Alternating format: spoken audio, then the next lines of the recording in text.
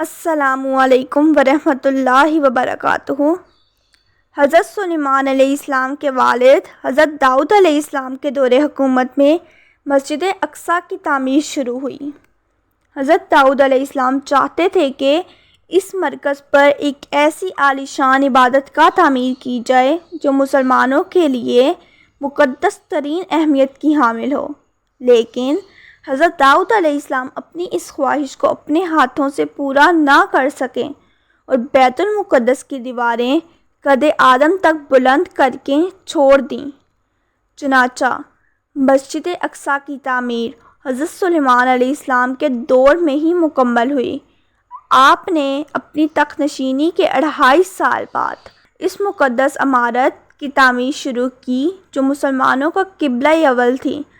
حضرت سلیمان علیہ السلام نے انسانوں اور جنوں کو عمارت جلد سے جلد بنانے کا حکم دیا، چنانچہ 1,00,000 سنگ تراش اس کی تعمیر کرنے لگ گئے۔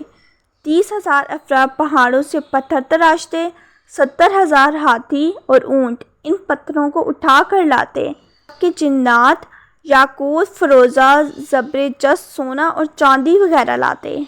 اس مسجد کی لمبائی 784 گز اور چوڑائی 455 گز تھی۔ مسجد میں 784 ستون اور 4,000 کنڈلیں روشن ہوا کرتی تھیں۔ اس کی صفائی پر 700 صفائی کرنے والے مامور تھے۔ اس مسجد کی تمام زمین میں ایک ہاتھ بھی ایسی جگہ نہیں تھی جس پر پیغمبر نے نماز نہ پڑھی ہو یا کسی فرشتے نے قیام نہ کیا ہو۔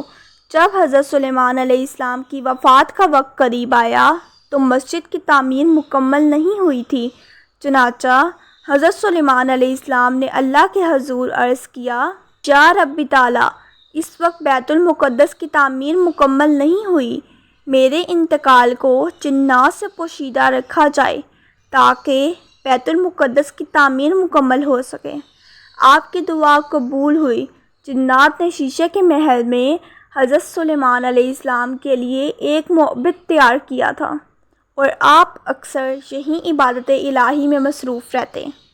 آپ اس میں تشریف لے گئے اور اپنے عصا کے سہارے کھڑے ہو گئے۔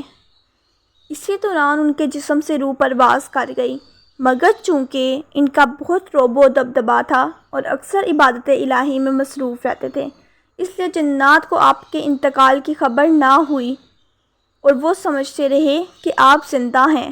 ایک طویل عرصے تک ان کا جسم عصا کے سہارے کھڑا رہا۔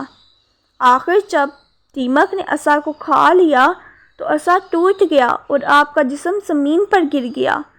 اس وقت جنات کو معلوم ہوا کہ آپ کا انتقال ہو چکا ہے، چنانچہ وہ پہاڑوں کی طرف بھاگ گئے، حکم الہی سے ہوا تخت سلیمانی کو اڑا کر لے گئے، لیکن اس وقت تک بیت المقدس کی تعمیر مکمل ہو چکی تھی، چنانچہ حضرت سلیمان علیہ السلام کو بیت المقدس میں ہی دفن کیا گیا۔